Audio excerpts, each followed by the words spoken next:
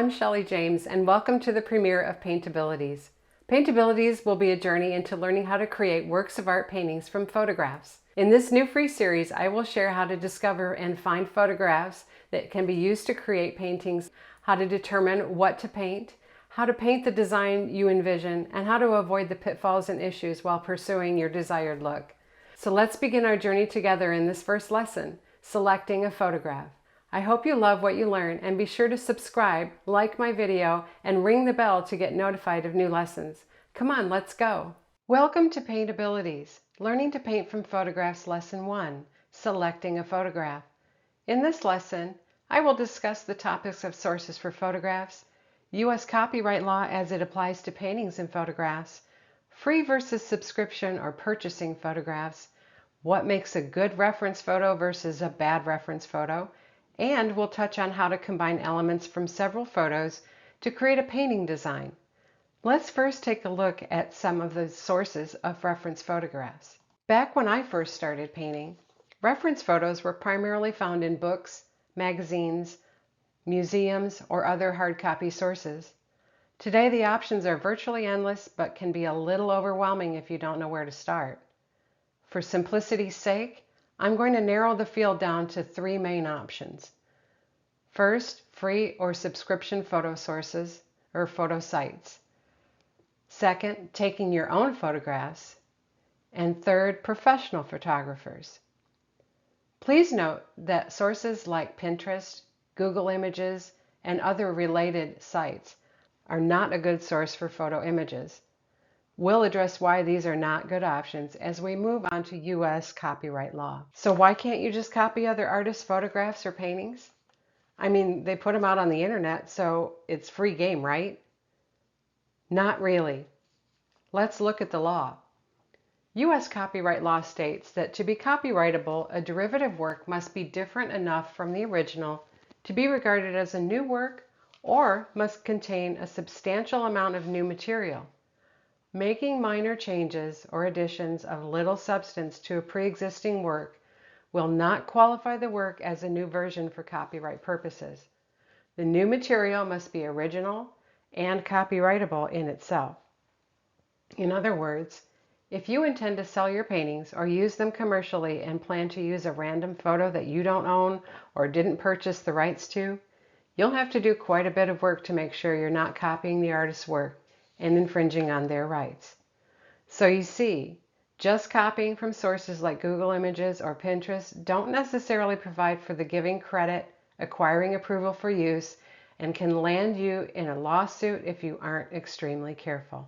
Here we have some source options for free and subscription-based images. First, let's look at the free sources.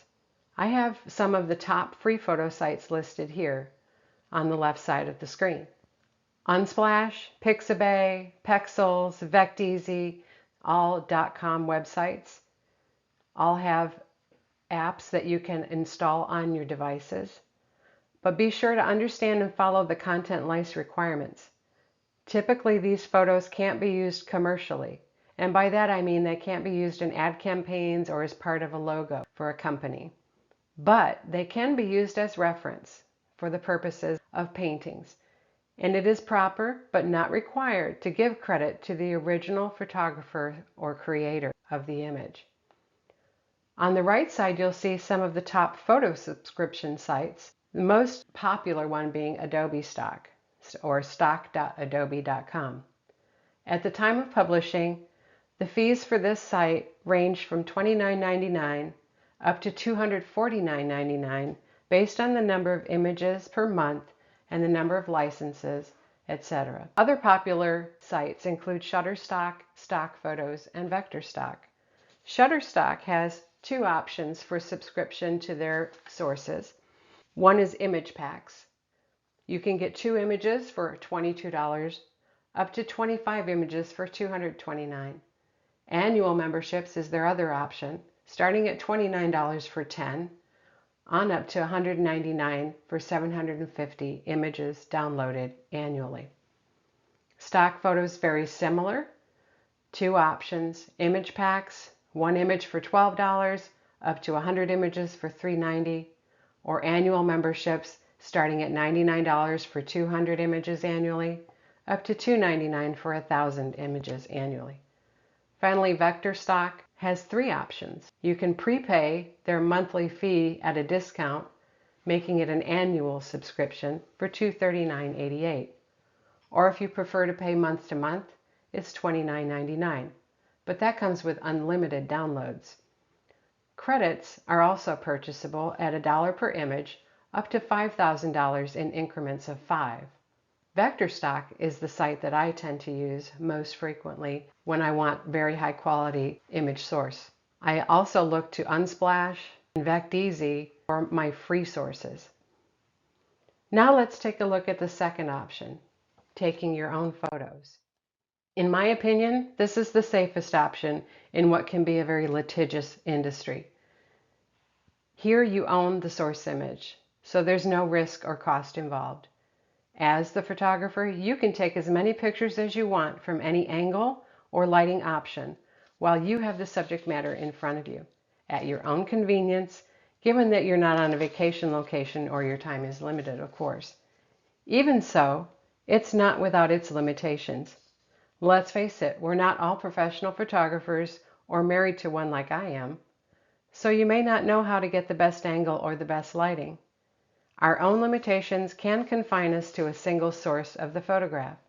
And if the photo is of a still life arrangement or something that requires professional equipment or lighting, we most likely don't have that option either. So let's look to the pros and see how they can help. Professional photographers are going to have the best equipment, best lighting, know how to find the best views, and to achieve the best color saturation. There are thousands of professional photography sites on the web, but many of which will not likely give you permission to use their work. However, there are some who will, and you'll never know unless you ask. So if you find a pro whose look you like, reach out and inquire. They might say yes. They might say yes, but there's a fee, or yes, but there's a fee and I want a byline credit. A lot of the photos on the subscription and free sites I showed earlier are done by professionals and semi-professional or amateur photographers. Next, let's take a look at some good examples of photographs and digitally created or artificial intelligence created images. These photos were obtained from some of the free sites mentioned earlier. Note the bylines underneath the images. This bouquet is an example of an artificial intelligence image.